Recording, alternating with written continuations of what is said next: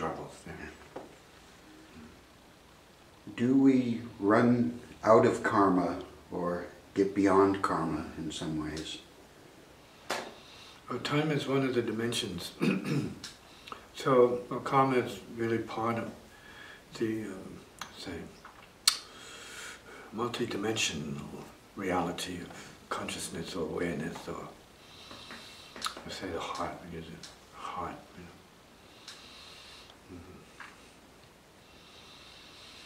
And so, while karma is what is holding it all together in a manner of speaking relative to conditions, the conditional side of the universe, life, there's the unconditional side of life. So you have the conscious, you have the unconscious, and the super-consciousness, where such things are not what they are.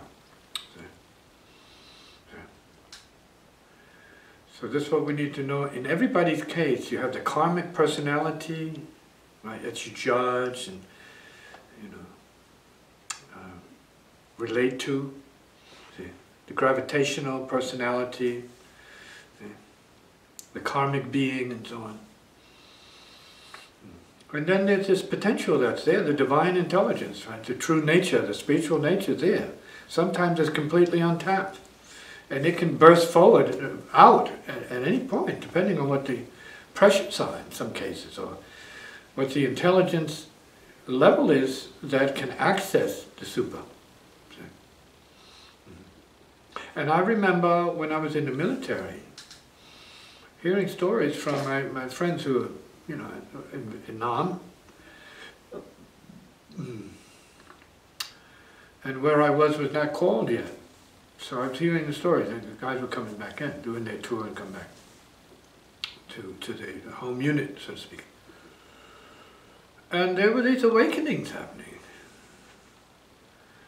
which can only happen under certain conditions for some people. So they went beyond themselves. They had the fear, they had the terror, they had the paranoia, right? The suffering, and then all of a sudden, boom, it was gone. Same field, everything was there, bullets flying, and it was gone, the field's gone. Who controls that? Gone, had awakening, some kind of awakening. Okay, don't need this anymore. This has served its purpose. It's almost like they were dead and, you know, had awakened to death, in a sense. Fearlessness. So there's that potential in everybody.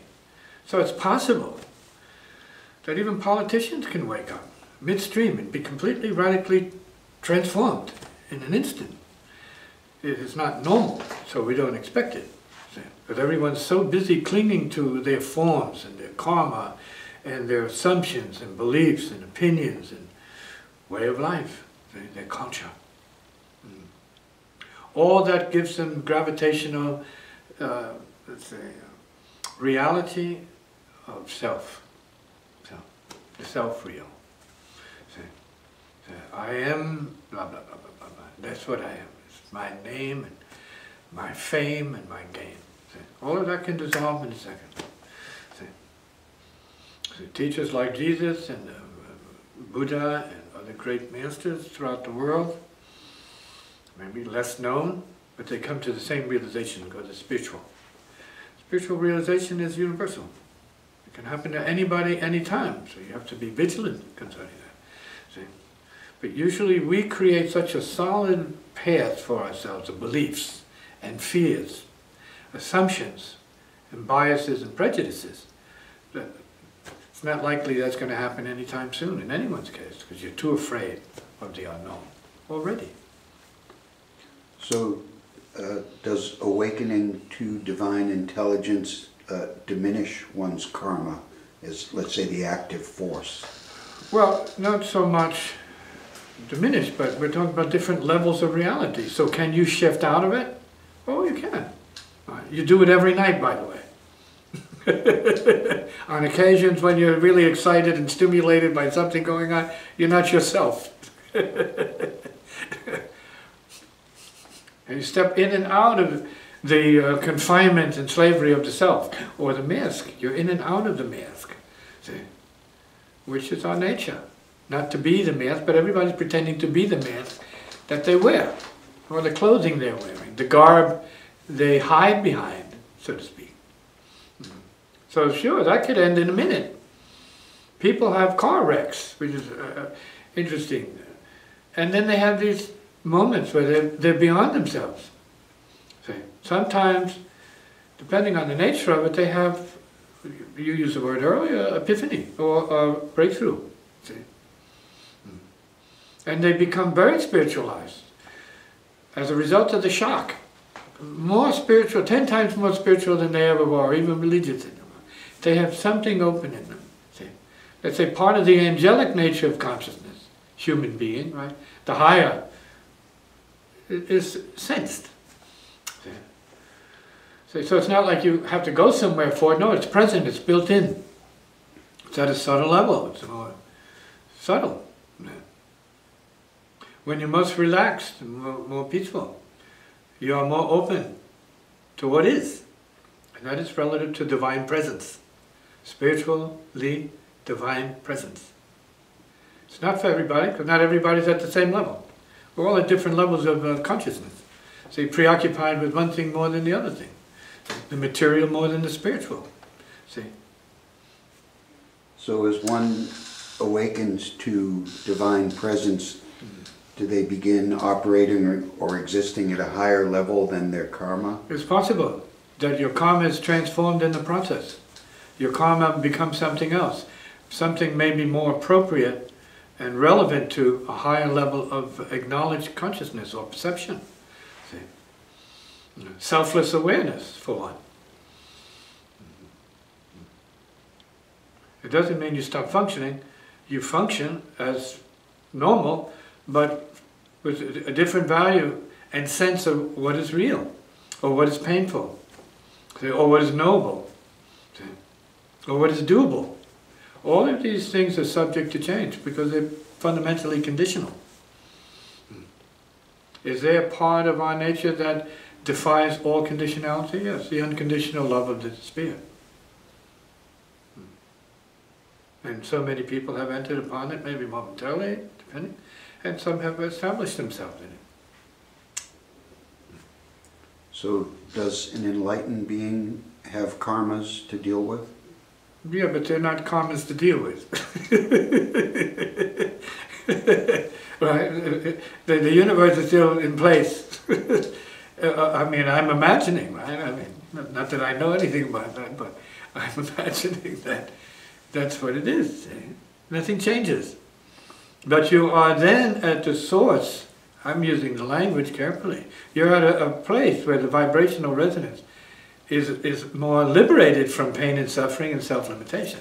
So that has to be let go of, ripped out, burnt, toasted. Sometimes that happens with being around certain people or a situation, because it's not a negative thing, it's a very, very positive. So, progression. And it's evolutionary as well as an accident, accidental. So, because it can happen by itself. And you enter this condition of the heart and it's more loving, compassionate already. Even under the worst of conditions, like in the case of war. People can enter this state because it's a natural state. See? And they remove themselves from the karma of warfare and maybe step even more deeply into knowing how warfare is created, what it's the result of, or the effect of. You say, no, we don't need that. Right? We need life. We need the gift of life. For others, the warriors, they need to go the way of war. It's in them to do that. Right? And they're willing to take what comes to them. See? It's what a warrior is. And we all have to move through that warrior stage and then get to peaceful warrior stage. Is good karma the same as less karma? Not necessarily. Good karma is whatever you have. It's all good karma because it's all good for the fire of your purification and advancement, your progression or your realization, depending on where you are. Because people don't even think in terms of karma are being purified by. say by accident. And they're thinking differently than their culture would more or less, I guess you might say, create for them. Where your heart can be open, you can love all beings, which is amazing, even for a moment. You can feel that love is better.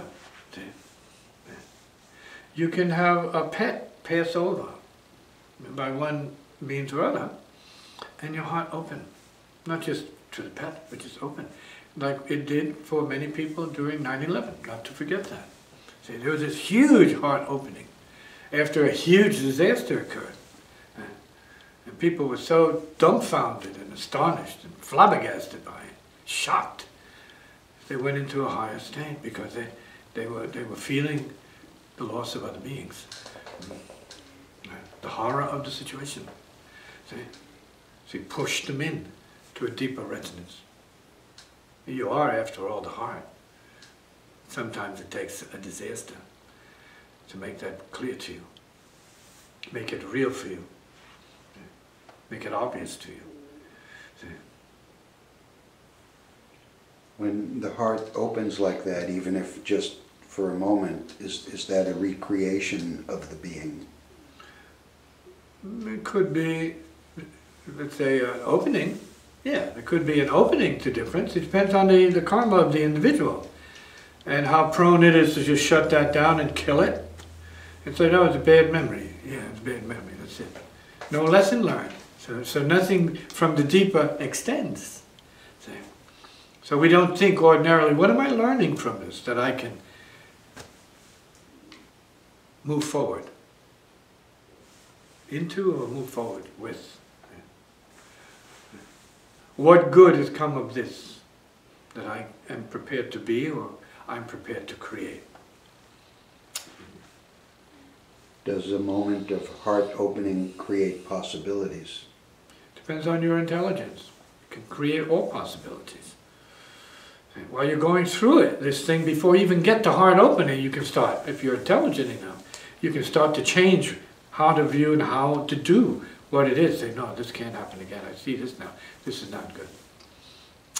Some people don't need to go all the way to the disaster.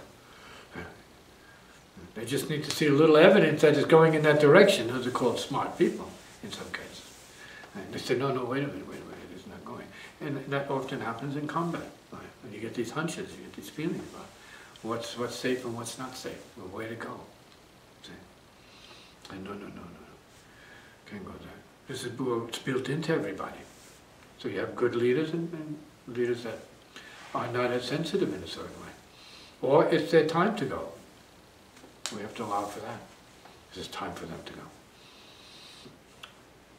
Can one tune into the divine presence without recognizing it? It's present. It's there now. Right. You're tuned into it, but you don't recognize it. As such, you recognize yourself experiencing your moment. But the fact is, without the divine presence, you wouldn't have there'd be no moment, no you. No laughter, no good anything. There's zero. I mean, then that's also good too, to have zero. When we're talking about zero heart space, which means nothing in the way of that light. And so as we move towards the light, do we dissipate our karma? It's not about karma at that point. It's not about karma. It's about the light. See, the light becomes all-encompassing, because that's your true nature. See? And that's just a description of what it is beyond description. So it's easy to say, who knows? You know when you're there, so to speak. When you're here, you know.